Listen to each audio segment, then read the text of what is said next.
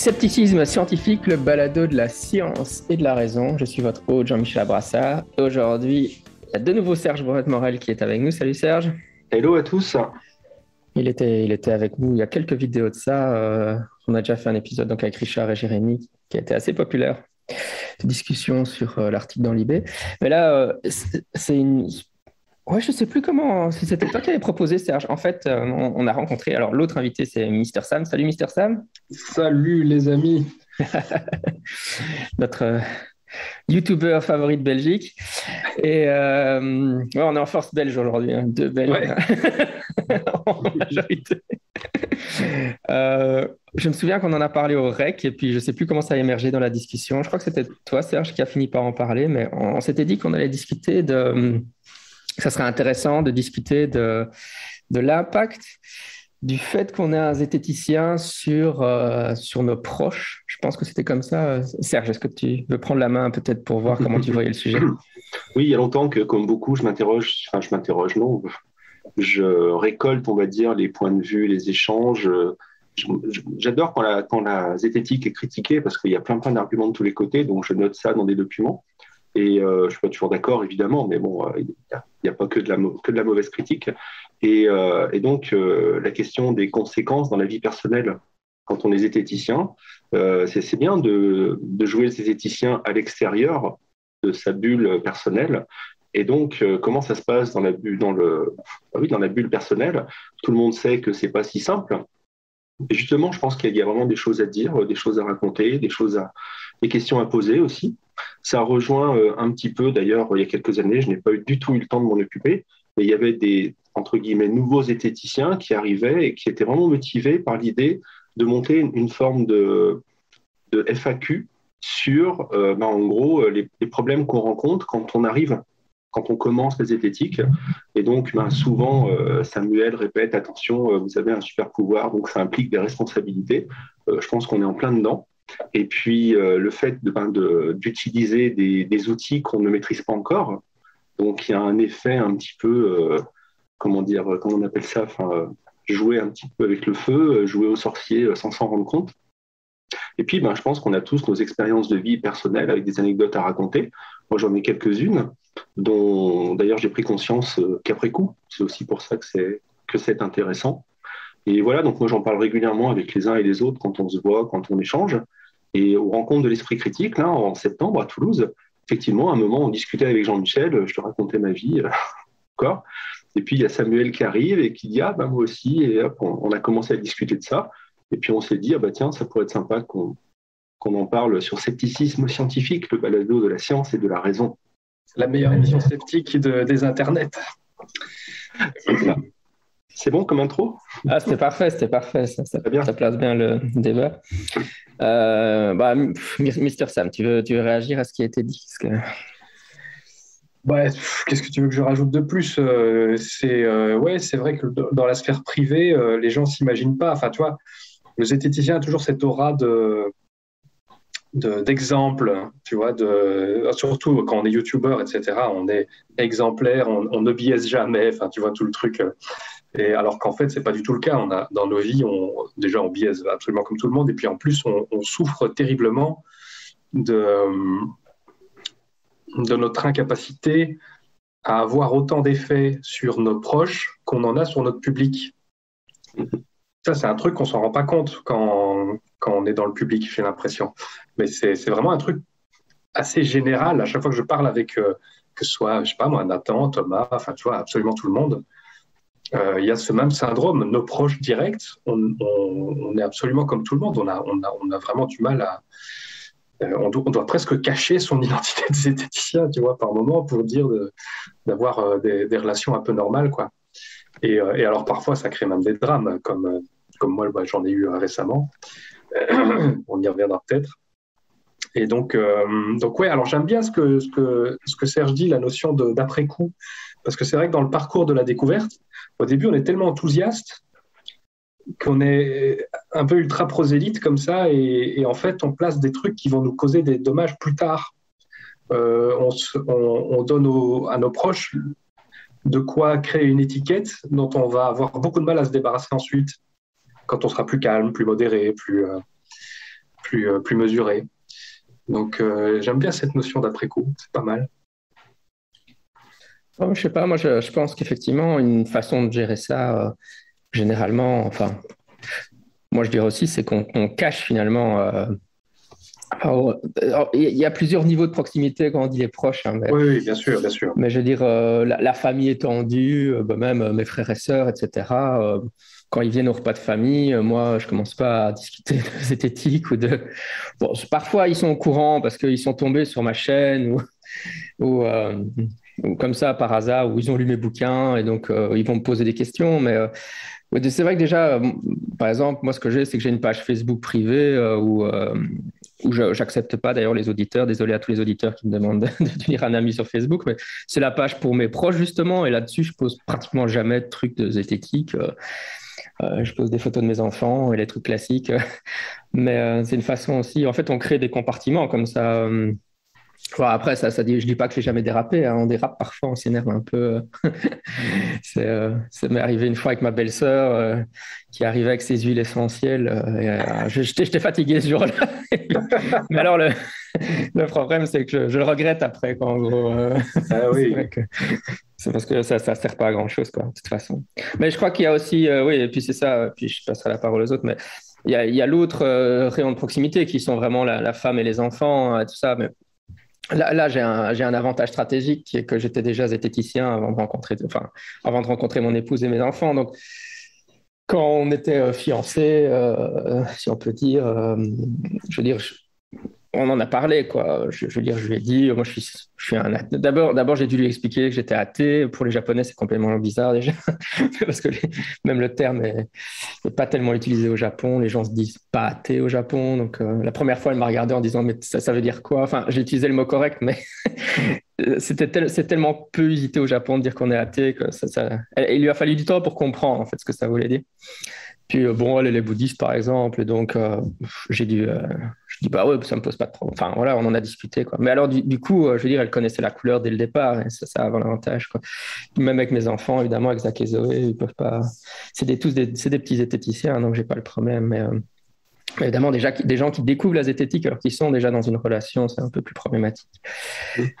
Ouais, Serge, qu'est-ce que tu as comme expérience à nous raconter? Je ne sais pas si on commence par là ou. direct dans le vif, là. Paf!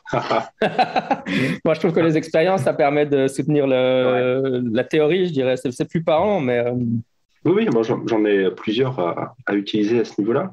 En fait, moi, ce qui m'importait, c'est de parler de notre position justement dans le privé, un petit peu comme ailleurs d'ailleurs.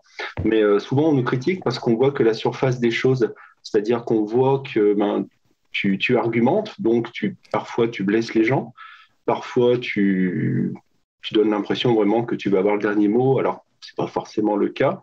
Et comment dire, et en restant en surface des choses, on ne voit pas les raisons qui peuvent nous pousser à faire ça. Et je me disais que ça pourrait être bien d'en parler un petit peu avant. Par exemple, alors commençons avec une expérience personnelle. Comment dire, j'ai envie de dire que j'ai toujours eu volontairement, j'ai employé l'expression esprit critique, un esprit critique très développé. Mais en fait, c'est pas du tout la même chose que ce que j'appelle esprit critique aujourd'hui. C'est-à-dire, j'ai toujours été très, très pointilleux, très sensible aux détails, aux infimes erreurs de raisonnement, ce genre de choses.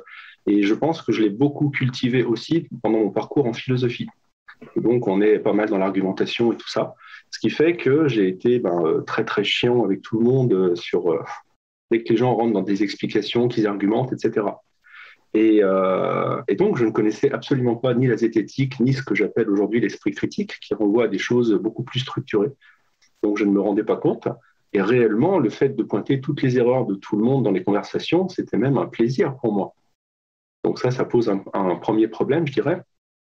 Et quand je dis que c'était un plaisir, mais ça, je l'ai compris bien, bien plus tard. Enfin, plutôt ça, je m'en rendais compte, mais je ne me rendais pas compte des conséquences. C'était le plaisir à la fois de la joute verbale et intellectuelle. Et c'est vrai que c'est vraiment, moi, j'adore parler des idées, et c'est pas le cas de tout le monde. Et puis, jusqu'où on va? Y a-t-il des limites? Et encore plus, donc, dans la sphère personnelle. Et je pense que, comment dire, une des déformations professionnelles, parce que finalement, c'est notre problème, c'est que nous, c'est presque notre boulot, Et donc, c'est presque de la déformation professionnelle que d'appliquer ça naturellement dans notre vie privée. Je pense que souvent, les gens ne s'en rendent pas compte aussi. Et ce que je voulais dire, c'était quoi? J'ai perdu le fil. En fait, tu voulais faire un épisode sur l'impact d'être un philosophe sur la sphère privée. Ouais, non, mais... mince. Je me dis que ce que tu décris sur le fait d'être pointilleux, etc., je trouve que ça, à mon avis, quand on fait ça peut être une déformation professionnelle de tous les gens qui étudient la philo, je pense. Mais Oui, c'est ça, les ça philosophes évoque des doivent choses. avoir les mêmes problèmes, en fait. C'est vrai. Si tu veux, je peux enchaîner avec une petite anecdote personnelle, le temps que tu retrouves le fil de tes idées, ou que tu as un autre sujet à placer. Moi, le truc qui a été super pervers chez moi, c'est que donc j'étais plutôt croyant, plutôt complotiste. Et donc, je me suis mis avec quelqu'un qui aimait beaucoup m'entendre parler d'extraterrestres et envoyer du rêve, etc. Et qui m'a vu progressivement me transformer soudainement, quoi, devenir quelqu'un d'autre, en fait. Et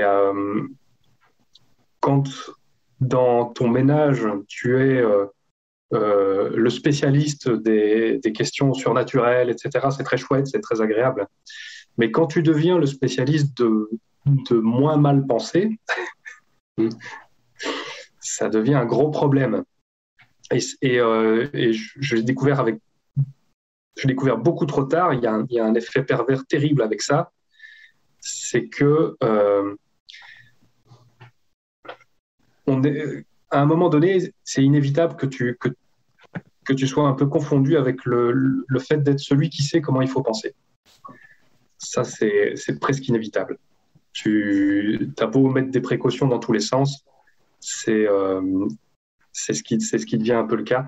Et surtout, à partir de ce moment-là, si toi, tu présentes la solution à un problème, en fait, tu empêches l'autre de trouver la solution à son problème parce qu'elle vient de toi. Et ça c'est vraiment un gros truc qui a fait beaucoup de dégâts dans mon ménage précédent. C'est que quand il y avait une question rationnelle à résoudre, ça peut être un truc médical, tu vois, peu importe, le fait que moi j'amène la réponse mettait en fait d'emblée plus de doutes, plus de distance, plus de limites. Ce sera la dernière chose qu'on essaiera. Et donc c'est très très très difficile de gérer des trucs pareils parce que, alors tu vois, en plus comme je me suis beaucoup lancé dans l'entretien épistémique, qui est une forme de manipulation, à un moment donné, j'avais plus aucun moyen de défendre mes idées parce que soit je la jouais naturelle et ça marchait pas parce que c'était les biais, les machins, les trucs, soit j'essayais d'être un peu entretien épistémique et c'était non mais arrête avec tes trucs de manipulateur. Donc si tu veux, nul n'est prophète en son pays n'a jamais été aussi bien illustré que par ce que j'ai vécu, en tout cas moi personnellement dans mon précédent ménage. Ça a été un vrai choc et ça a été très difficile c'était impossible en fait, c'était indémêlable. Donc je pense que quand on a un revirement comme ça en cours de route, il faut vraiment pas la ramener avec son truc de zététicien et laisser l'autre venir le plus lentement possible, à son aise, à son rythme, vers ces trucs-là. Mais moi j'étais tellement emballé, j'étais tellement... à un moment donné, au début, les 2 premières années, c'était ça y est, je sais comment penser, je sais comment remettre de l'ordre dans ma tête et je vais t'aider, tu vas voir, ça va être génial. Et en fait, pas du tout, quoi. C'est une démarche personnelle, la zététique, tout génial que ce soit. Donc il y a vraiment des gros pièges et vraiment, j'ai pas trouvé d'issue à ces trucs-là. Une fois qu'ils sont installés, c'est comme une blessure qui ne veut pas se refermer. Tu sais plus rien faire, en fait. Tu es piégé par ce truc-là. J'ai un peu mis le seum, là. Ah, on va rebondir, je pense. Moi, un autre exemple que j'ai alors par rapport à ce que tu décris là, c'est quand, par exemple, tu as un couple dans ta famille, ils ne sont pas d'accord. Et donc, pendant le repas, on va te demander ton avis. parce que toi, tu sais bien penser. Et puis, au bout d'un moment, tu comprends qu'il y en a un qui veut un petit peu t'utiliser contre l'autre, finalement. Donc, il y a des enjeux, entre guillemets, politiques. Et donc, bon, ça va, c'est jamais aller très loin, hein, mais bon, il faut en être conscient. C'est vrai que ça existe aussi. Ouais, c'est assez terrible. Sinon, j'ai retrouvé le fil de ma pensée. Ah. Et ce que je disais en parlant de déformation professionnelle, c'est que j'ai envie de dire, entre guillemets, dans ma vie, j'ai un grand moment. Bon, en fait, il y en a tellement de grands moments. Alors, l'un d'entre eux, c'est quand je monte mon site internet, mon premier site internet en 2006, fin 2006. Je reviens de mon master en histoire et philo des sciences. Et donc, c'est certain, je vais prouver l'astrologie. J'ai acquis tellement de connaissances et de méthodes pendant ce master, tralala. Et bon, voilà, on sait comment ça s'est terminé. Par contre, donc je lance ce site internet. Je suis le premier à créer un site internet consacré à la critique de l'astrologie, sauf que je suis du côté des astrologues. Donc je suis à la fois critique des astrologues et un petit peu concurrent des sceptiques. Et donc dans les premiers mois, je vais recevoir des mails assez durs de personnes qui ne sont pas d'accord avec moi et qui m'attaquent beaucoup en fait par le biais d'attaques personnelles. Mais je ne connais pas encore bien, donc je ne maîtrise pas justement le fait que ce sont des outils rhétoriques et ce genre de choses. Donc, je me prends vraiment ça dans la figure. Je le vis vraiment très, très mal. Ça dure, je sais pas, à mon avis, pas très, très longtemps, mais au moins quelques semaines. Et puis un jour, je me vois vraiment pendant la rédaction d'une réponse, monter sur mes grands chevaux, m'enflammer, répondre presque sur le même ton qu'on m'a écrit. Et puis à un moment, je me dis, mais en fait, qu'est-ce que ça change que je me mette en colère et que je le prenne comme ça autant pour moi? Finalement, ça ne change rien sur le plan des idées au moment où j'écris ça. Je ne sais plus sur quoi c'était exactement. Et c'est à peu près ce jour-là où j'ai fait la part des choses entre mes idées et ma personne. Et ça, c'est quelque chose qui permet vraiment de se blinder dans une discussion. C'est pour ça qu'il y a plein de gens dans les discussions, je dirais même ça les énerve. C'est même devenu une arme contre mon père, justement, qui s'énerve parce qu'ils n'arrivent pas à m'atteindre. Je ne me mets pas en colère quand on me rentre dedans, quand on m'insulte. Alors je réponds, parce que je sais répondre, mais par contre, je ne cède pas à ça parce que je me suis blindé. Et donc, le lien avec ce que j'expliquais au début, avec le plaisir des joutes intellectuelles, etc., c'est vraiment, ça donne vraiment une armure et c'est utile dans un échange où on est engagé. Mais le problème, c'est que dans la sphère perso, on n'est pas avec des guerriers de l'intellect, on n'est pas avec des gens qui eux-mêmes se sont blindés, qui ne font pas forcément la différence entre ce qu'ils sont et puis leurs idées. Et ça, moi, j'en avais pas du tout conscience. Ce qui fait que j'arrivais là au milieu de tout le monde avec mes armes et mes armures. Et je pense que j'ai fait du mal, en fait, en étant armé de très bonnes intentions. Et c'était un moment où j'étais en pleine spiritualité aussi. Donc vraiment, la question de l'autre, du bien-être de l'autre, c'était important pour moi. Et aujourd'hui, je me rends compte à quel point c'était un petit peu tout mélangé dans ma tête et finalement pas du tout aussi clair que ce que je croyais à l'époque. Je ne sais pas ce que vous en pensez. Ouais, totalement. Ouais. C'est assez terrible, ça. Faut vraiment savoir laisser dire, quoi. Faut vraiment savoir laisser. C'est comme tu dis, nous, on est. En plus, tu vois, avec cette espèce de confrontation permanente avec nos publics, des universitaires, des gens qui viennent nous corriger, des scientifiques. On est tout le temps dans une espèce de joute intellectuelle, finalement. Oui, bien sûr. Et c'est vrai qu'il faut réussir à redevenir un peu, je ne vais pas dire banal, mais un peu normal, quoi. Enfin, ça ne veut pas dire grand-chose, mais on se comprend, quoi. Normal au sens des autres. C'est ça. Pas au sens de nous-mêmes. Il faut presque que je sois anormal, moi, dans ces cas-là. Oui, c'est ça, bien sûr. Bien sûr, c'est une petite peau qu'on endosse. Alors, c'est sûr, ceux qui ont toujours été sceptiques, ma foi, je ne sais pas s'ils souffrent du même problème, mais les gens qui, comme toi et moi, ont eu un revirement.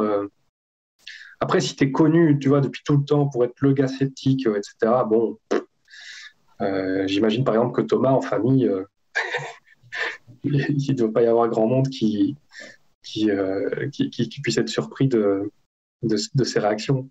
Mais c'est vrai que moi, j'ai encore beaucoup de... Je suis un peu comme toi, j'ai vraiment dû me calmer, en fait. J'ai vraiment dû me rappeler comment j'étais avant mon switch. Et vraiment essayer de retrouver de la banalité. C'est pas dans le sens péjoratif, quoi, mais dans le sens essayer de trouver des sujets plutôt communs, essayer d'ailleurs orienter les discussions sur des sujets plutôt communs, parce que comme toi, je suis aussi une espèce de référent, tu vois, on va m'utiliser pour appuyer tel ou tel propos, et quand je sens que la conversation va vers des trucs comme ça, c'est le climat, et que ça va me tomber dessus, je reviens avec « Ouais, t'as vu le dernier film de… » C'est tout un art. Ça, je crois que c'est la stratégie de Jean-Michel, non? Oui, d'ailleurs, honnêtement, en fait, moi, j'ai un peu de mal à me retrouver dans ce que vous dites, hein, mais je pense que je dois remonter assez loin dans ma vie, peut-être quand j'étais adolescent ou jeune adulte ou comme ça, mais je crois que je suis d'une affreuse banalité à ce stade. Mais dans le sens où moi, en fait, à l'heure actuelle, j'ai pas de problème d'interaction. Sauf gros dérapage à cause de la fatigue. Quoi. Mais ouais, dans ma vie de famille ou avec mes copains, ouais, moi, si mes copains débarquent, on parle de Donjons et Dragons, on parle du dernier James Bond.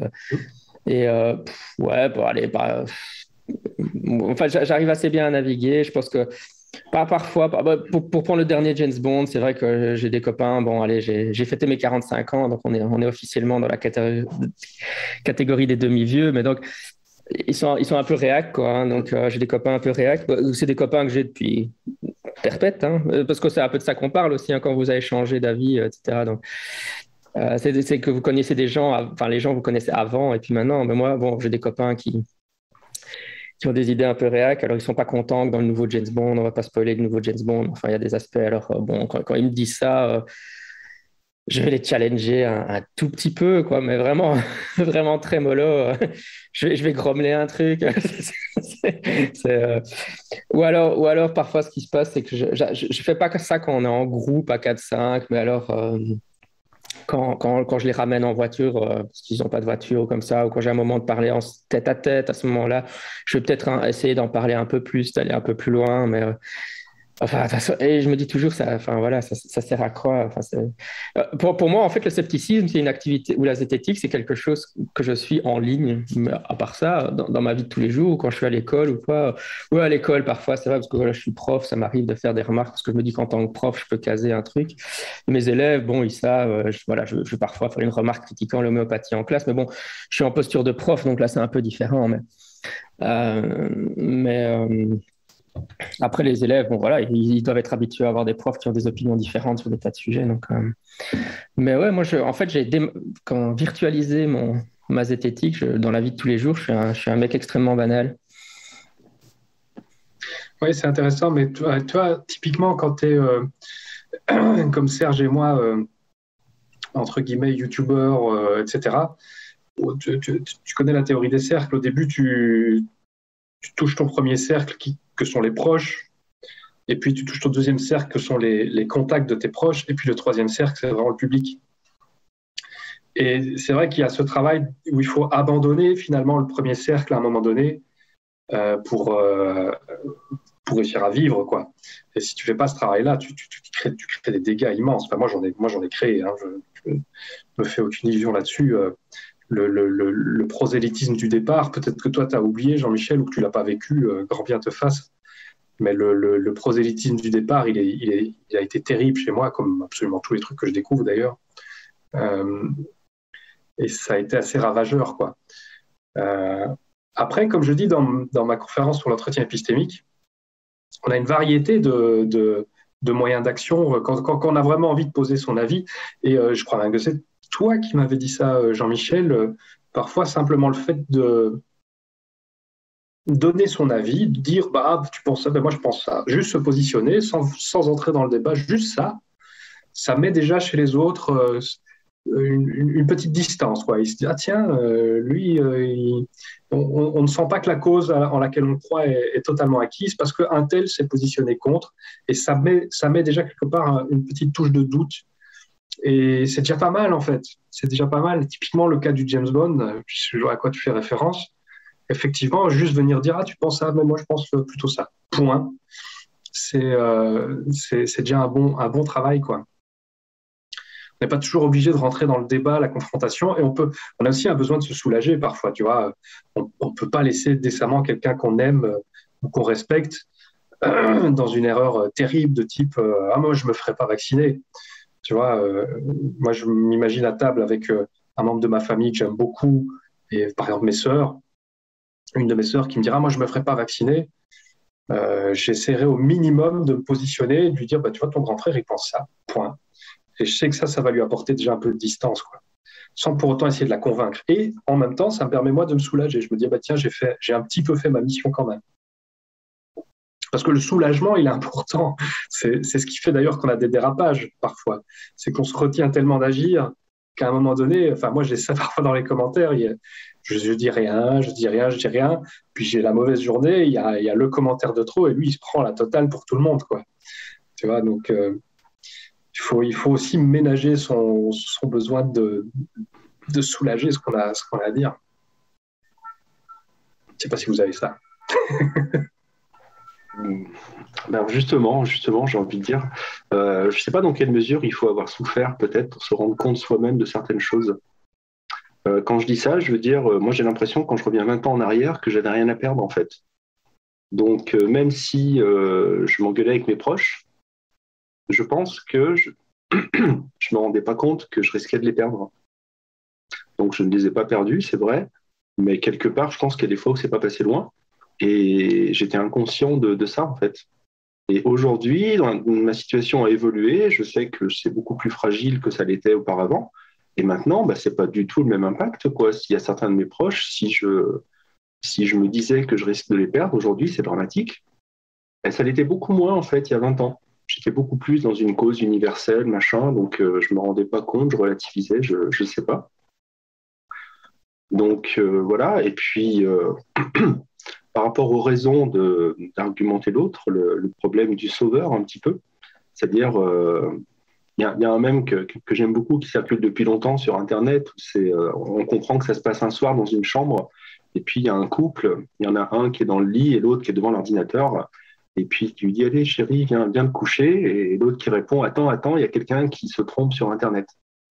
Et, et c'est vrai que moi, je pense que j'ai bien correspondu à ce cliché pendant un certain moment.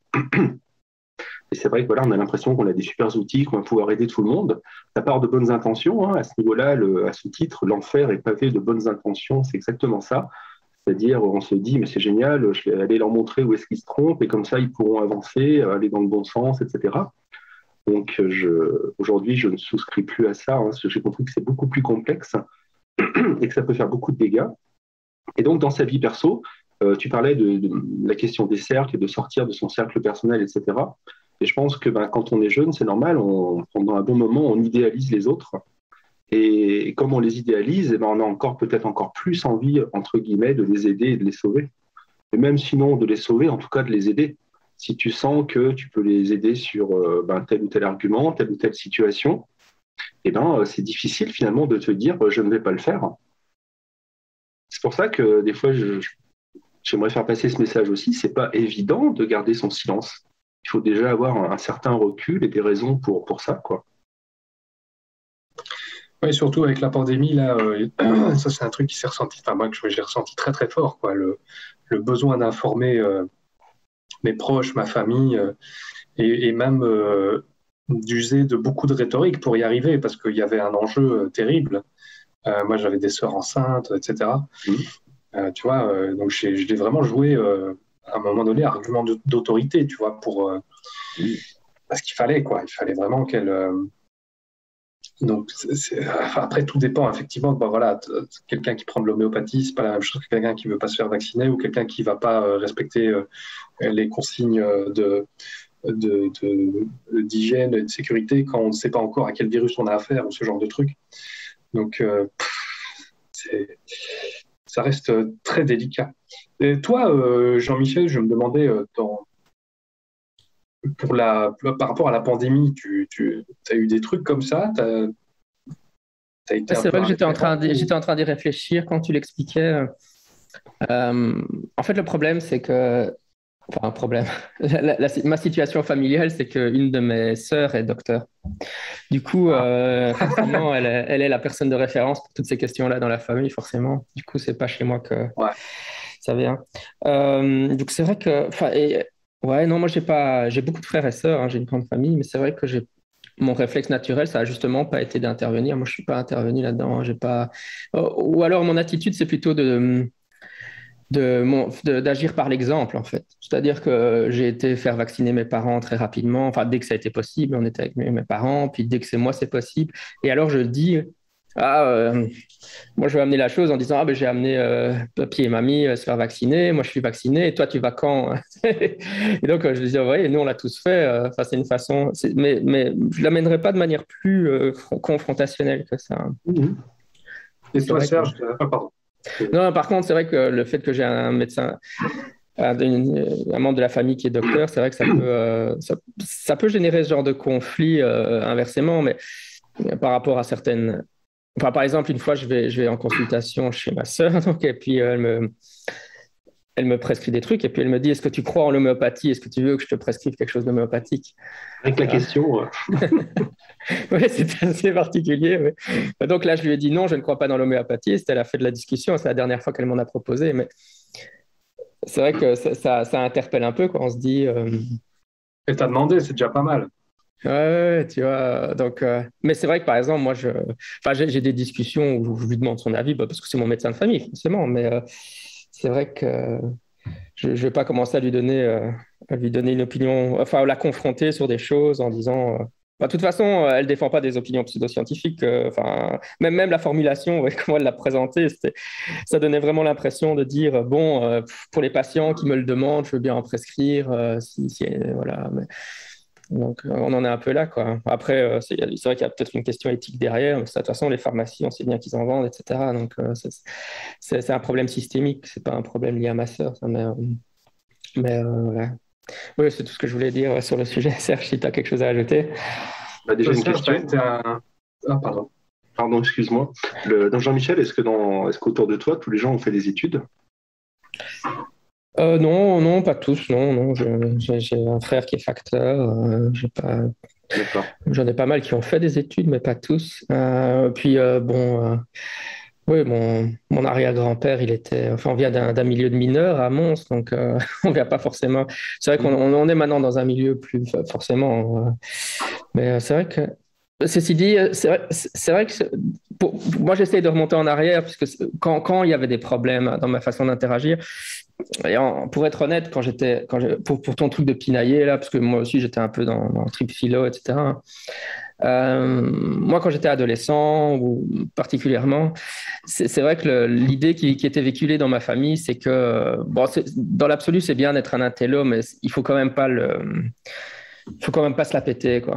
J'essaie de le formuler comme il le formulerait. Et donc, de dire, OK, voilà, t'aimes bien lire X et Y, etc. T'as de la culture générale ou, entre guillemets, t'es intelligent, enfin, des trucs comme ça. Enfin, ici, j'ai les formulations qu'ils emploient, mais il faut pas. Enfin, en gros, c'est pour toi, quoi, et pour tes études. Mais je veux dire, c'est pas quelque chose que tu dois étaler, quoi, hein, de manière. Entre autres, parce que c'était quelque chose qui était reproché à mon père d'avoir été fait. Mon père était justement, il venait d'un milieu très, pas de mineur, et lui, c'était le premier universitaire dans sa famille, et il était très, ouais, je suis un intello, et donc c'était quelque chose dans notre génération qui a été fortement dévalorisé en disant il ne faut pas agir comme ça, un peu en réactance à son comportement à lui. Et je pense que c'est pour ça que moi, je me suis un peu basé là-dessus. Enfin, tout ce que je vous ai expliqué, c'est un peu là-dessus. C'est vrai que c'est dans mon espace privé, c'est pas, on n'étale pas ses connaissances comme du Nutella sur la tartine, je sais pas. Et c'est vrai que quand j'en parle à mon fils, je me rends compte, c'est ce que je lui dis aussi, hein, quand j'en parle avec lui, je lui dis, tu sais que les gens vont avoir des croyances bizarres dans leur tête qui vont te perturber, mais c'est pas une raison pour les confronter frontalement. Ok, il pense pas la même chose que toi, mais tu peux lui en parler, mais là, il me fait toujours, oh, mais oui, je sais bien, papa, que je dois pas faire ça. Parce que c'est vrai que c'est aussi le problème, hein. Qu'est-ce qu'on transmet aux enfants comme attitude par rapport à ça, hein. Ah oui, clairement, clairement. Ah, je vois que Jean-Michel a coupé Vas-y, Samuel. Il y a des bonnes BD qui s'adressent aux enfants, ça s'appelle Zack et Zoé, si jamais. On n'a pas encore fait de volume sur comment parler à ses proches en tant que zététicien. Parce que dans Akezoé, la famille, le papa et la maman et les enfants sont des Z, donc c'est vrai qu'ils n'ont pas le problème. Mais c'est une idée explorée. Ouais, tu fais une colo, ils partent en colonie de vacances et Ouais, non, c'est clair. Ils sont toujours à côté de moi quand je suis devant la caméra. Super, super. Donc, si vous ne connaissez pas, hein, Zach et Zoé, la BD. Voilà, typiquement, je les ai offerts à mes sœurs, tu vois, et il y a eu ce moment très étrange qui était un mélange de oh merci, tu m'offres un cadeau pour mes enfants et tout, et tu viens avec ton truc de Prosélyte, encore. Ouais, c'était et vraiment j'y marchais sur les œufs, quoi, tu vois. Ouais, tout à fait. Ouais, est-ce que ça peut être un cadeau entre guillemets désintéressé vraiment? C'est pas évident en fait. C'est bizarre parce que je l'ai recommandé à tout le monde. Et puis quand ça a été à mon tour de le donner à mes sœurs, je me suis aperçu qu'il y avait un malaise. Après, c'est super bien passé. Je veux dire, les gamins l'ont directement pris et vont le lire, etc. Mais il y avait quand même cette petite inquiétude de attends, qu'est-ce que tu as, avec quoi tu arrives là? Qu'est-ce que alors que du Dolto, ça passe crème ou je sais pas quoi. Mais c'était assez particulier. Je ne m'attendais pas à cet effet. Après la revue des témoins de Jéhovah, la revue sceptique. Mais c'est ça en fait, parce que tu vois, c'est très comparable. Hein. On arrive avec un truc finalement assez communautaire et très spécifique, inhabituel. Il y a de bonnes raisons en fait de se méfier de ça quand on est parent. On dit attends, c'est quoi ton truc? Mais on doit savoir pourquoi quand tu débarques avec de la méthode Steiner ou je sais pas quoi, ça fait pas le même effet. Tout le monde est là, oh c'est le truc. Je crois qu'on a des problèmes de com en fait. Peut-être, je sais pas. Peut-être aussi qu'on sous-estime cet aspect-là en se disant sceptique, voire rationaliste. Ah ben non, moi c'est pas du prosélytisme que je fais. Quelle est la définition du prosélytisme exactement? C'est pas évident. De ce point de vue-là, même si c'est pas exactement le mot, en tout cas dans l'intention, il y a quand même un petit peu de ça, je pense, autour de nous. Et pourquoi parfois le prosélytisme est accueilli avec crainte et pourquoi parfois il est accueilli avec enthousiasme, comme typiquement tous les trucs bien-être, etc. quoi. Ça reste un mystère complet pour moi. J'ai limite envie d'en parler avec des marketeurs, quoi, tu vois, des types spécialistes en marketing. Ça m'étonnera toujours de voir comme d'emblée certains trucs sont accueillis, mais alors qu'ils arrivent avec des sabots immenses. Et toi, tu arrives avec un truc, il y a écrit scepticisme ou rationalisme ou truc, et c'est vraiment étrange. Il y a une étrangeté là derrière. Spontanément, comme ça, moi je dirais qu'on arrive avec des outils en disant aux gens, soit vous pensez mal, même si c'est pas ce qu'on veut dire, soit vous allez avoir à modifier des choses en vous. Alors que les autres n'arrivent pas avec ce discours-là, je pense, c'est toujours quelque chose qui va s'ajouter. Alors que finalement, non, en fait, ils vont transformer les gens de toute façon. Parce que ça me permet une transition. On dit souvent qu'on aime bien semer des graines d'esprit critique, de scepticisme dans la tête des gens, qui vont y réfléchir par eux-mêmes, etc. Et moi, je trouve qu'on ne parle peut-être pas assez des graines de pensée magique.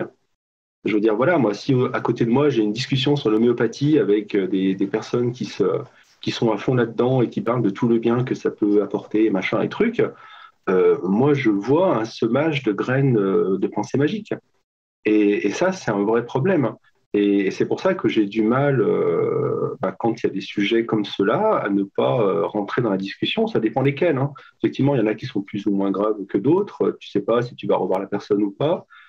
Tu ne sais pas. Enfin, il y a plein de niveaux, d'enjeux à ce niveau-là. Mais ça, c'est quelque chose contre quoi j'ai du mal à résister. Parce que souvent, les gens se disent, ouais, on parle de ce sujet, puis après, on va parler d'un autre. Ouais, mais tu as semé des graines quand même. Et donc, tac, tu ouvres des portes pour d'autres choses dont tu ne te rends pas compte toi-même d'ailleurs. Et voilà, et c'est normal, manifestement, c'est pas grave. Moi, je ne sais pas. C'est pas du tout évident. Il faut être glyphosate contre les graines de la pensée magique. Intéressant, intéressant. Sinon, tu me demandais, moi, pour la pandémie, c'est vrai que j'ai eu, comme mes parents sont divorcés, j'ai eu un peu les deux facettes de la question. Parce que d'un côté, ça s'est très bien passé, on s'est tous fait vacciner, il n'y avait vraiment aucun. La question ne se posait pas. Alors que de l'autre, j'avais le super fan de Raoult, et donc avec qui je me suis pris la tête pendant des mois, quoi. Mais en même temps, notre relation est construite comme ça, donc il faut qu'on se fight pour communiquer. Donc moi, depuis 2006, je suis un peu blindé contre ça. Avec lui, hein, c'est un peu plus récent, mais bon. Donc, donc voilà, et j'ai assisté autour de moi à des gens qui se séparaient. Alors quand je dis séparés, c'est pas forcément des couples, hein, c'est des amis, par exemple, où on me disait, mais tu te rends compte, ça fait 20 ans qu'on est amis, et clac, ça y est, je suis éliminé, parce que j'ai dit que j'allais me faire vacciner. Et il y a eu vraiment des drames personnels, enfin multiples, hein, on en a tous entendu parler, moi j'en ai vu autour de moi, alors que de mon côté, quand ça s'est passé, ce que je vous ai raconté juste avant, ça n'a pas mené jusque-là en fait. Donc je ne sais pas pourquoi. Mais typiquement, là, on va pas parler de graines de pensée magique, mais peut-être, je sais pas comment qualifier, mais par rapport à l'hydroxychloroquine et compagnie, voilà, quand tu as quelqu'un qui défend ça et qui défend Raoult et qui dit oui, c'est un grand homme, regardez ses diplômes, regardez ce qu'il a fait, et puis d'abord, pourquoi on n'essaye pas le traitement, machin, enfin bon, j'entrerai pas dans les débats, dans les détails, mais c'est vrai que quand on est entre nous, ça va. Et d'ailleurs, je vais le dire, c'est vrai que ça a toujours été entre nous ces débats avec la personne à laquelle je pense. Il n'y avait jamais de témoin, donc j'ai pas eu le problème de me dire, mais attends, la troisième personne, elle entend quoi, elle en garde quoi, qu'est-ce qu'elle en pense? Mais ça change tout en fait, s'il y a cette troisième personne ou pas. Totalement. C'est une interview qui va arriver. Ah non, je ne sais pas s'il le dit dans l'interview. Bon, je ne dis pas qui, mais il y a quelqu'un qui. Bon, je viens de complètement merder mon truc. Il y a quelqu'un qui m'a dit récemment que lui, il considérait qu'au-delà de 4, on devenait con. De 4 quoi? Personnes. Réunies, au-delà de 4 personnes réunies, on devient con. C'est il dit qu'il observe même que quelqu'un qui répète un truc qu'il a dit à moins de 4, quand il y a plus de 4, il commence à y mettre de l'emphase, des trucs, puis ça se transforme, c'est plus le même discours. Et je trouvais la remarque intéressante, parce que ça correspond un peu à ce que tu dis.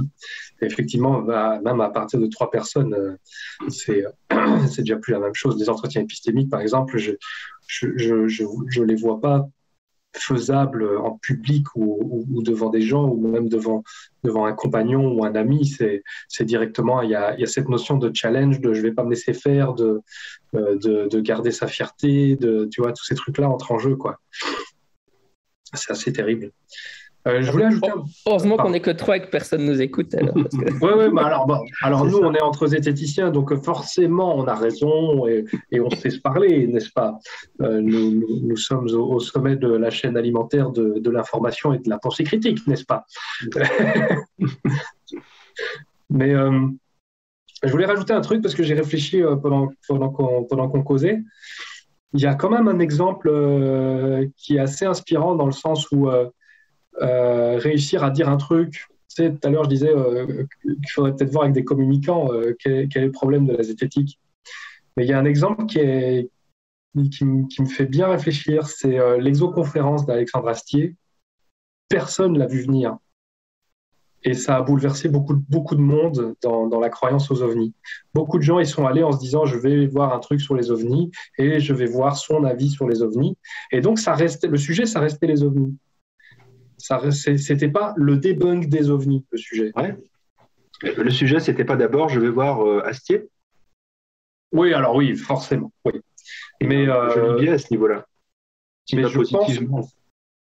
Oui, mais je pense que parce que moi, j'ai vraiment beaucoup de monde qui me dit, qui considère que cette pièce-là est un moment qui a bouleversé leur croyance et entamé un revirement vers le scepticisme. C'est un truc que j'ai déjà entendu plusieurs fois. D'accord. Et donc, je me dis, s'il a réussi ce coup-là, c'est peut-être parce qu'il ne s'est pas affiché dès la couverture comme tu vois ce que je veux dire. Et peut-être que si on faisait des livres sur les secrets de l'homéopathie, tu vois, et qu'on appelle ça comme ça, et qu'on le sort dans le public, et qu'au départ, on est plutôt pour, et qu'au fur et à mesure, on amène de la pensée critique, et là, on pourrait être accueilli un peu mieux. Mais ça fait super manipulateur ce que je suis en train de dire, en fait. Non, c'est du marketing, c'est tout. Et j'en profite parce j'en profite pour passer un grand message alors, parce que c'est vraiment le moment. Je te remercie, Samuel. Et là, tu te demandes ce qui arrive, voilà. En fait, quand j'ai vu le spectacle d'Alexandre Astier, donc j'étais à une de ses premières qu'il a donné au Radiant à Lyon, ou à côté de Lyon. Et donc j'ai adoré, évidemment. J'avoue que j'ai été surpris, je l'ai revu 1 ou 2 ans après, et j'ai pas eu le même plaisir que j'avais eu le premier jour. Alors je sais pas s'il avait fait évoluer son spectacle ou si c'est moi, enfin je sais pas. Et je sais que c'était au moment où justement j'ai sorti mon premier bouquin, où les esthéticiens parlaient pas mal de ce que je faisais, j'étais invité à gauche à droite, machin, et je suis convaincu, j'en rêvais à ce moment-là, qu'il pourrait faire la même chose avec l'astrologie. Parce qu'avec son esprit incisif et l'humour qu'il a, il y a tellement de choses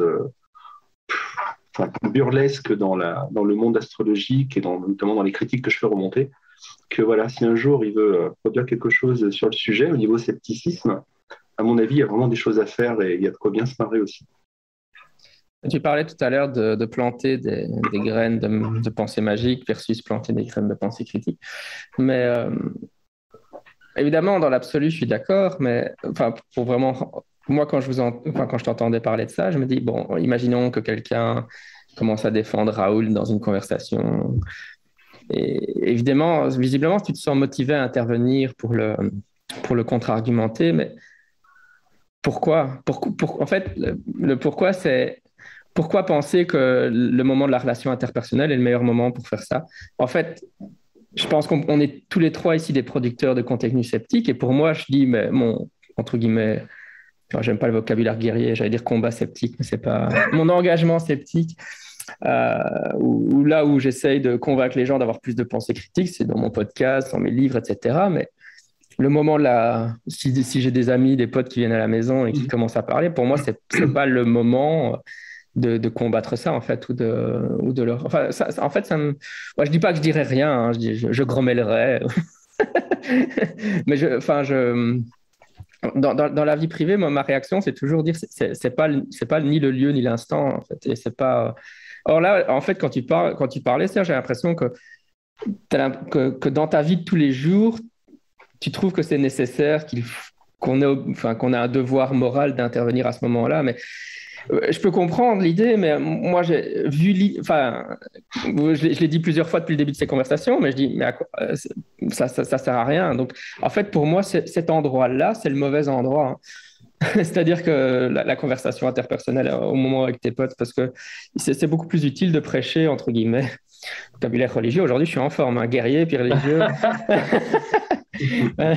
C'est beaucoup plus intéressant de parler aux gens qui sont déjà ouverts à l'idée via YouTube. C'est comme c'est comme je dis toujours, hein, mes podcasts s'adressent déjà à des gens qui sont sceptiques. Zach et Zoé, c'est vrai que si vous le donnez à des gens qui font pas partie de la communauté, c'est du prosélytisme, et ça s'adresse en priorité à des enfants de sceptiques. Mais j'ai l'impression que l'action est plus utile là que dans la confrontation en face à face, en fait. Alors, moi, j'ai plein de choses à te répondre. D'abord, je ne comprends pas ta question. Pourquoi est-ce que tu penses que l'espace personnel, c'est le lieu pour ça? Mais je pense que tu l'as mieux reformulé après en disant, je pense que l'espace personnel, c'est pas le lieu pour ça. Et c'est plutôt la question, à mon avis. Alors, pour moi, il n'y a pas vraiment de différence entre l'espace personnel et l'espace public. Enfin, je veux dire, les idées que je défends, elles sont valables dans les deux. Après, je ne dis pas qu'on peut les défendre de la même manière, si abruptement ou pas, etc. C'est pas la question. Et puis j'y vois surtout un vrai faux dilemme, c'est-à-dire on ne fait pas soit l'un soit l'autre. Pour moi, la séparation des deux dure n'a pas de sens en fait. Donc ce qu'il y a, c'est que je suis sensible à la question morale. Pour moi, ça pose une vraie question morale, mais je dis pas que je me sens obligé de. Je me sens vraiment très très tenté d'eux. Après, ça dépend. Et puis parce que comment dire. je suis conscient du fait que sur certains sujets, je parlais de Raoult par exemple, je sais que quand tu commences à devenir sensible à ses points de vue à lui, tu as tendance à plus facilement remettre en question la politique sanitaire, moins respecter les gestes barrières, ce genre de choses. Et là, par contre, il y a des conséquences très, très concrètes et très proches de toi aussi. Et c'est ça, je ne vois pas, en tout cas, ne pas au moins le signaler, le mentionner, dire quelque chose, quoi. C'est surtout ça. Après, de là à se fighter jusqu'à ne plus se voir après, non, c'est pas ce que je veux dire, c'est pas une nécessité, une fatalité. Et c'est vrai que la crise sanitaire moi, j'étais plutôt détendu par rapport au fait de sauter sur les graines de pensée magique, on va dire ça comme ça. Mais la crise sanitaire a vraiment changé la donne. Quand tu vois vraiment que des membres de ta famille sont en danger, tu peux pas te dire que tu n'as pas une responsabilité familiale d'essayer quelque chose, ne serait-ce que envoyer un petit truc, quoi. C'est très difficile de lutter contre ça. Alors, je sais pas si c'est parce que tu n'as pas vraiment eu à le faire, apparemment, Jean-Michel, ou si... Mais dans un tel contexte, moi, en tout cas, c'était pas possible de me retenir. Alors que j'étais déjà beaucoup plus calmé par rapport à mon prosélytisme juste avant la crise. Là, c'était pas possible. C'était pas possible. Il fallait faire quelque chose.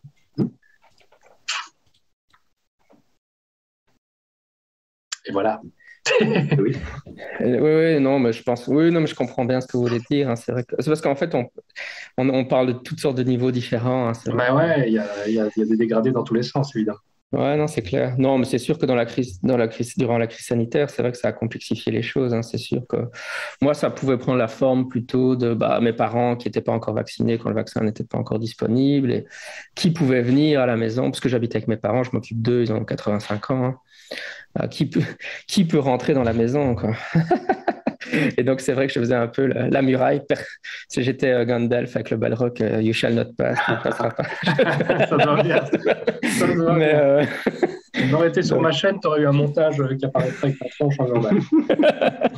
Donc, je sous-estime peut-être ce genre de choses. C'est vrai que moi, ce que je me souviens aussi inversement, c'était quand j'étais plus jeune et plus confrontationnel. En fait, moi, c'est parce c'est vraiment pas évident parce qu'on parle de différentes situations très, très contrastées, je me rends bien compte. Mais moi, c'est vrai que je pense que le prosélytisme zététique, le fait de vouloir, quand j'étais dans ma grande phase d'enthousiasme, moi, ça a été surtout sur les forums Internet, etc., que je l'ai vécu et pas vraiment dans ma vie de tous les jours. C'est vrai que je n'ai pas l'impression que... Je suis aussi passé par cette phase-là, mais je n'ai pas l'impression que j'en parlais tellement autour de moi, ou même pas du tout, en fait. Probablement pour les raisons que j'ai évoquées avant. Mais par contre, sur les forums, là, j'étais super enthousiaste. Enfin, c'était à l'époque où il y avait encore des forums, je sais. J'étais très enthousiaste. Mais avant ça... et c'était, je pense qu'on avait déjà évoqué avec Sam, quand j'étais au secondaire, moi j'étais très passionné de philosophie, etc. Et donc, dans ma classe, il y avait pas mal de témoins de Jéhovah. Et c'est vrai qu'avec eux, on débattait beaucoup de théologie chrétienne. C'était marrant. Plein de mes amis d'adolescence étaient des témoins de Jéhovah à cause de ça. Et en fait, là, j'ai l'impression, c'est pour donner un autre exemple, en fait, parce que j'ai l'impression que j'étais un aimant à témoins de Jéhovah. Parce que l'astuce, c'est que, inversement, moi, j'avais une éducation chrétienne, mais j'étais athée. Et donc, j'étais un des rares à pouvoir un peu les challenger. Alors, évidemment, vous allez me dire, ouais, mais en fait, ce qu'ils voulaient, c'était essayer de me convertir, etc. Mais c'était pas comme ça que je le vivais. C'était moi, mon ressenti, c'était qu'en fait, ils étaient eux-mêmes adolescents et ils avaient beaucoup de questions et souvent, ils étaient en phase de déconversion. Et en fait, ça leur faisait du bien de pouvoir parler avec quelqu'un qui allait contre-argumenter les opinions qu'ils entendaient toute la journée à la salle du royaume. Et donc, en fait, là, c'était pratiquement l'inverse, quoi. Je me suis fait des amis à cause de ma tendance à pinailler de Serge Bestel. Ben ouais, mais c'est normal. Puis en plus, comme tu dis, c'est des adolescents. Moi, je sais parce que j'en parle beaucoup en ce moment parce que ma compagne est aussi une ex-témoin de Jéhovah. Et c'est vraiment le côté à l'adolescence, ils challenge quoi, ils challenge leurs propres croyances. Donc c'est sûr que t'étais que c'était pas pour te convertir, que c'était pour eux-mêmes venir un petit peu gratter toutes ces choses dont ils pouvaient pas parler en fait. C'est assez terrible quoi. Et du coup, là, j'avais envie de parler de ça pour donner un peu un contre-exemple. On peut aussi jouer ce rôle-là, et alors les gens puissent venir vers nous euh, parce qu'ils sentent qu'on aura peut-être plus de la répartie ou de la réflexion sur ces sujets, sujets auxquels ils ne peuvent pas parler avec d'autres personnes qui ne sont pas intéressées par les mêmes choses que nous. Et donc, finalement, ça, c'est quasiment le cas idéal, moi, je trouve, parce que alors à ce moment-là, on répond à une demande et pas, on ne confronte pas quelqu'un qui n'est pas demandeur. En fait, c'est finalement toujours confronter quelqu'un qui n'est pas demandeur qui est le C'est ça. problème. Je crois que j'ai eu un truc comme ça avec ma sœur, justement, il y a quelques semaines. Enfin, une de mes sœurs. Je parle beaucoup de mes sœurs, décidément. J'ai une sœur qui a été très croyante catholique récemment. Et j'ai fait un petit entretien épistémique comme ça avec elle, comme ça, tranquillou, parce que je voyais qu'elle voulait. Mais j'ai fait ça il y a un an ou deux. Et elle avait trouvé la discussion très intéressante parce que dans un bon entretien épistémique, on s'intéresse beaucoup à ce que l'autre croit, on s'y intéresse réellement. Et le but, c'est pas de le déconvertir, mais c'est simplement de voir ce qu'il croit, comment il croit, pourquoi il y croit. Et donc, cette exploration lui avait fait du bien. Et là, récemment, comme j'ai pas. Je sentais que toutes les fois où on se voyait, je sentais qu'elle avait un peu peur, que j'essaye de la convaincre, de l'ébranler dans sa foi, etc., ce qui n'était pas du tout mon but. Et en fait, comme j'ai rien fait, et qu'elle savait quand même que j'avais cette position de sceptique et de questionneur, et je lui ai dit, hein, c'était quoi un entretien épistémique. Là, tout récemment, il y a quelques semaines, elle est venue vers moi, quoi. Elle est vraiment venue vers moi pour me poser des questions. Et elle m'a vraiment demandé, et toi, comment tu vois tel truc, et toi, comment tu veux. Et elle m'a écouté très silencieusement, et j'ai vraiment vu qu'elle accueillait tous ces trucs que, en fait, je brûlais de lui dire depuis très longtemps. Et simplement le fait d'avoir su être patient, d'avoir su d'abord me positionner, puis d'avoir su être patient, et quand ça a été le bon moment pour elle, d'être venue chercher ces trucs-là, ben là, je me suis dit, ça, c'est quand même vraiment pas mal, quoi. Alors, c'est pas un truc qu'on contrôle, hein, peut-être ça arrivera jamais, mais au moins, là, la façon dont ça s'est produit, ça a été très constructif, je pense, pour elle. Et voilà, Jean-Michel se barre, il n'en a plus rien à foutre de son Je émission. crois que tu es allé trop loin, Samuel. Là. Il n'a pas supporté. Puisque c'est comme ça, je vous laisse l'émission. Quoi, sur ma chaîne? Ah là là, non, c'est juste le téléphone qui sonnait, alors c'était pour pas avoir d'interférence. Ouais, mais on a couvert super beaucoup de choses, hein. Ouais. C'est assez marrant. Ouais, vas-y, Serge. Ouais, moi, je voudrais revenir sur les relations affectives. Comment dire, alors, pas pour parler spécialement de mon cas, parce que, comment dire, je veux pas dire que je le vis bien, mais c'est vrai que maintenant, les gens connaissent mon travail, donc je pense que ça sélectionne un peu les personnes qui viennent vers moi. Mais par contre, j'ai un copain donc, qui, sans être officiellement sceptique, c'est quelqu'un qui est très sensible à l'esprit critique et qui l'applique très très bien, et qui donc s'est mis avec quelqu'un d'autre qui manifestement le faisait aussi. Et il nous racontait récemment là qu'ils sont rentrés dans un mauvais jeu finalement, qui a été de commencer à questionner leur motivation personnelle. C'est-à-dire qu'à chaque fois, ça a commencé comme ça en rigolant. Ah, mais pourquoi tu dis ça? Mais pourquoi tu fais ça? Mais finalement, quelle était ta motivation? Est-ce qu'il n'y a pas un biais? Est-ce que machin? Et le problème, c'est ils sont tombés dans ce jeu au quotidien. Et manifestement, ça a duré un mois. Et ça a eu vraiment comme effet de désenchanter plein de choses. Et ça en est arrivé au fait que je crois que ça a tenu un mois. Et au bout d'un mois, il a fallu qu'ils arrêtent, quoi.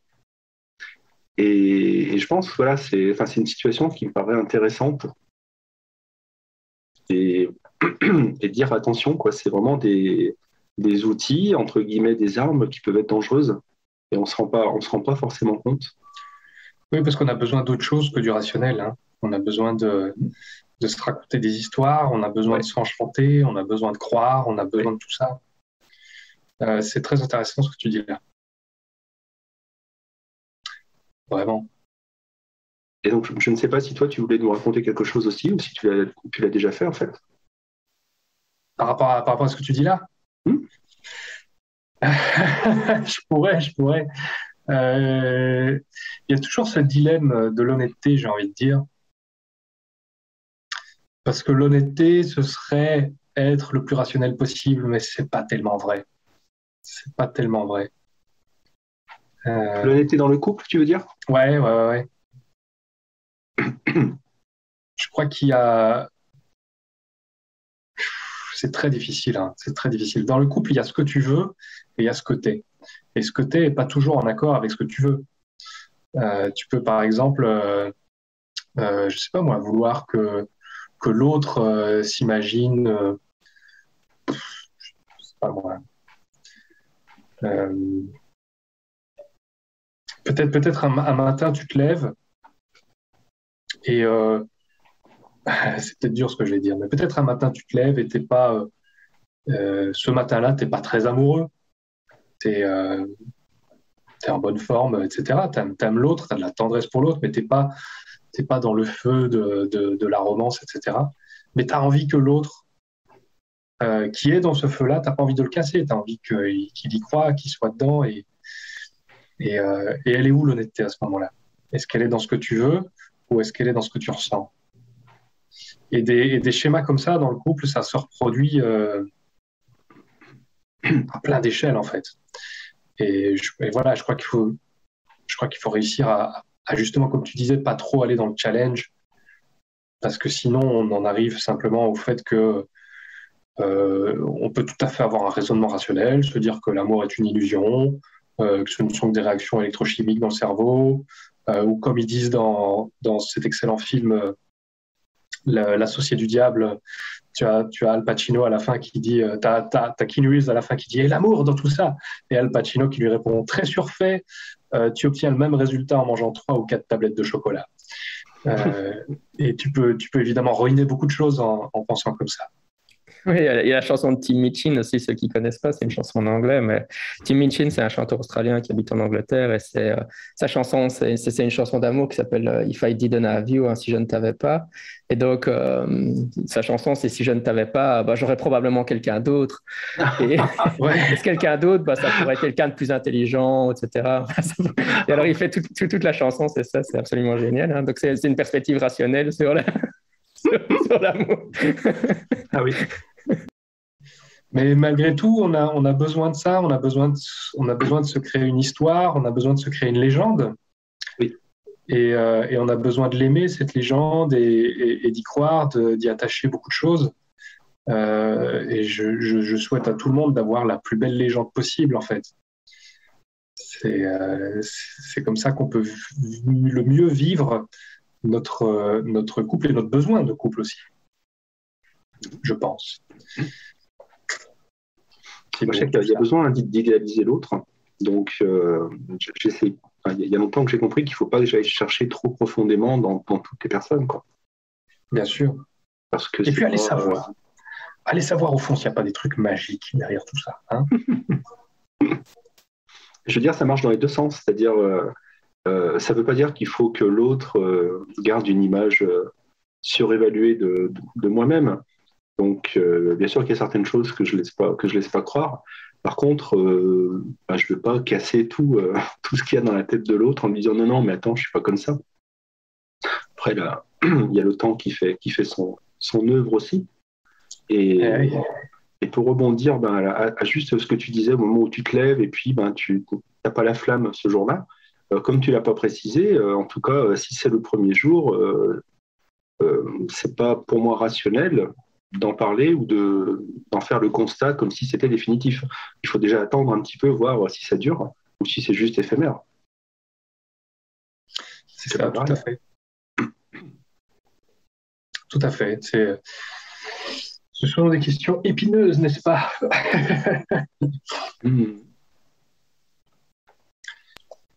Eh bien, chers amis, moi, en ce qui me concerne, j'ai un petit peu fait le tour de mon propos sur le scepticisme dans la sphère privée. Ouais, c'était intéressant parce que c'était intéressant parce que c'est pas forcément facile d'en parler pour nous parce que ça nous demande de parler de notre vie privée finalement. Mais, oui, c'est dur. Ouais, moi, j'adore ça. Dire les choses sans les dire. C'est pas oui, c'est ça, c'est dire les choses sans les dire. Alors moi, j'ai commencé ça à mon adolescence en fait, donc ça me pose aucun problème. Même si je vous dis pas tout, bien évidemment, mais... Quoi? Tu nous dis pas tout? hein, ça serait trop long après. Mais, On veut tout savoir, on veut des photos. Non, je déconne. Ouais, enfin, je sais bien qu'on arrive tout doucement à la conclusion, mais pour donner un dernier exemple, comment moi enfin, de contraste de situation. Moi, par exemple, donc mon épouse est bouddhiste et alors on se retrouve on est au Japon et alors elle interagit vraiment avec l'esprit. Elle pense, enfin, donc le bouddhisme au Japon, c'est vraiment le culte des ancêtres, hein. Et donc elle est très convaincue. Enfin, après, je sais pas lire dans son esprit, donc je sais pas dans quelle mesure est-ce que c'est des actions seulement ou des convictions internes. Mais bon, mais donc elle parle assez aux personnes décédées comme si elles étaient vraiment là, aux membres de la famille, quoi, au père, etc. Et donc bon, ça m'arrive assez. Enfin, quand on va au Japon, bah, par exemple, on va à la tombe des parents, bah, et elle leur parle. Quand on s'est marié, par exemple, elle est allée me présenter à ses parents décédés en disant voilà, c'est Jean-Michel, on s'est rencontrés, on va se marier. Elle leur parle comme s'ils étaient physiquement là. Euh, mais. Oui, bon, les gens savent bien que je suis un athée, très athée. Je suis pas un athée faible, je suis un athée fort, pour reprendre certaines distinctions qui ont émergé récemment. Mais en fait, ça m'a jamais dérangé, hein. Je veux dire, c'est pas. Je participe à toutes ces activités. Je fais des rituels bouddhistes. Ça peut choquer peut-être les auditeurs, mais je sais pas ce qu'ils s'imaginent que je fais en fait. Mais c'est vrai que ça m'est arrivé de faire des rituels bouddhistes de 45 minutes pour apaiser l'âme des ancêtres, des choses comme ça. Quand je vais dans les temples shinto, je fais des prières shintoïstes. mais tu le fais de toi-même ou tu le fais parce que tu es avec ta femme à ce moment-là? Oui, je le fais parce que je suis avec ma femme à ce moment-là. Oui. Bon, pour le shintoïsme, c'est encore différent parce que ça, c'est quand le shintoïsme est une religion très tolérante et c'est un peu par respect pour quand on va visiter un temple de le faire. Ils n'ont pas le même rapport non plus totalement à la religion que nous, hein. Donc c'est vrai que c'est pas exactement comme ça. Si je vais dans une église catholique, j'allumerai pas un cierge, mais c'est vrai que dans les oui, enfin, vous pouvez me challenger sur le truc, hein. C'est vrai que, en fait, c'est vrai que je l'ai fait au Japon parce que j'ai pris cette habitude-là par respect pour les religions locales, hein, un peu, et puis par immersion dans la culture. Bon, ça montre un peu aussi c'est ce qu'on disait toujours, hein, les sceptiques, il y a peut-être plus enfin, les gens ont peut-être une vision idéalisée des sceptiques ou des athées en s'imaginant qu'on se comporte d'une certaine façon, et puis en fait, dans le fond, on ne le fait pas. Mais oui, c'est vrai que moi, j'agis comme ça, en tout cas de ce côté-là, et c'est vrai que ça ne me viendrait jamais à l'idée de confronter ma belle famille en disant c'est n'importe quoi. L'âme des parents ne sont pas dans la maison pendant la période de Bonne, le festival des morts, pendant l'équivalent de notre Toussaint. Allez, enfin, je veux dire, ça me viendrait jamais à l'idée d'aller leur rentrer dedans là-dessus, quoi. C'est vrai que.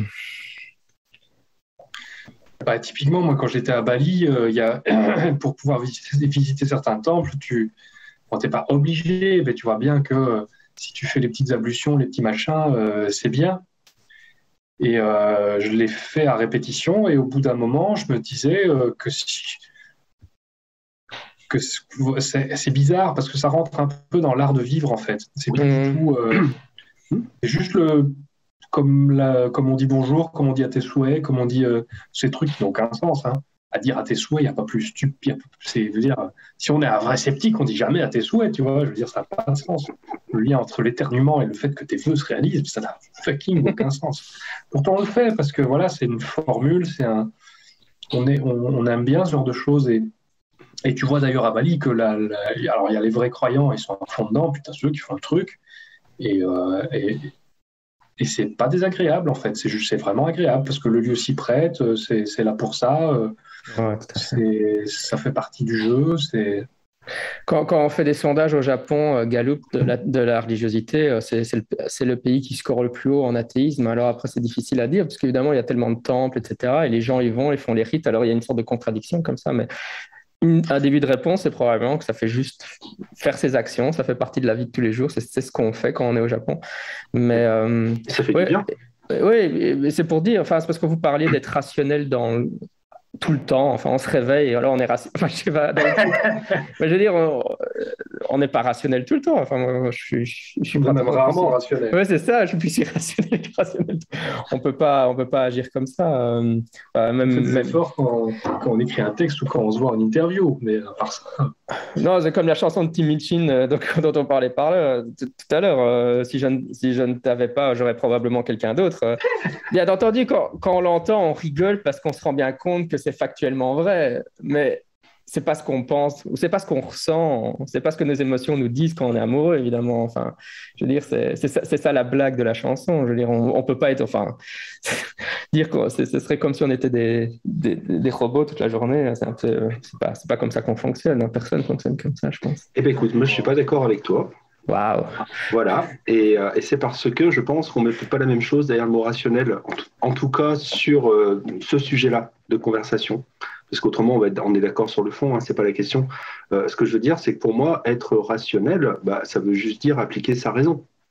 Mais appliquer sa raison, ça ne veut pas dire viser à comprendre le monde et la personne en permanence.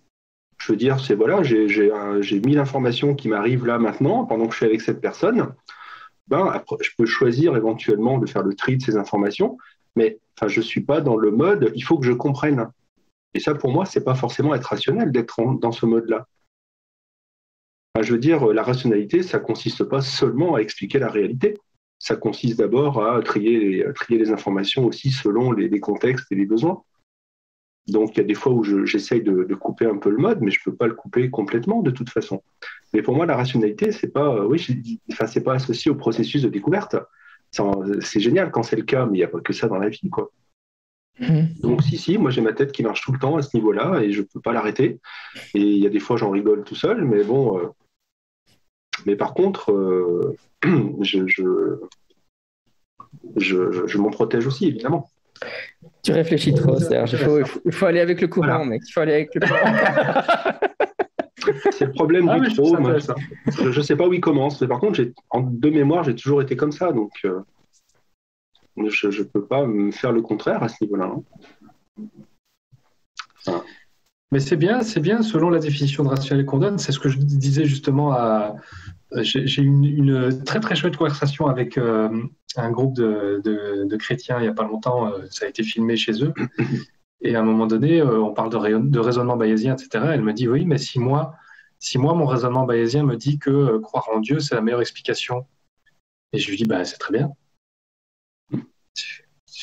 Voilà, vous avez appliqué votre raison, vous avez échelonné vos trucs, avec vos compétences, votre méthode, votre machin, vous arrivez à cette conclusion-là.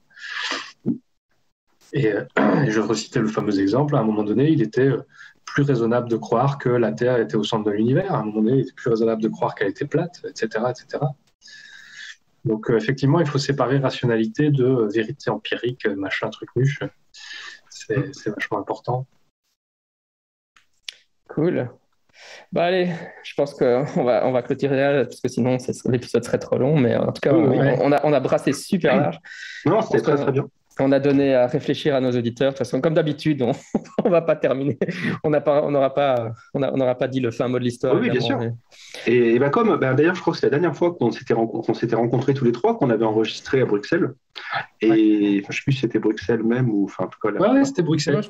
Voilà. Et donc, je me rappelle, moi, j'avais lancé un message aux autres sceptiques en disant ça serait bien que d'autres sceptiques organisent des conversations pour parler du même sujet, compléter, critiquer ou je ne sais pas quoi. Bon, ils ne l'avaient pas fait. Mais là, on a donné finalement nos 3 points de vue sur nos 3 personnes et nos 3 vies. Il y en a forcément d'autres. Moi, j'espère qu'il y a d'autres sceptiques qui vont en parler aussi. Ça serait bien. Ouais, moi, ça m'intéresse en plus pour justement avoir encore plus de recul, de perspective là-dessus. Je trouve qu'on ne parle pas assez de la sphère privée, effectivement.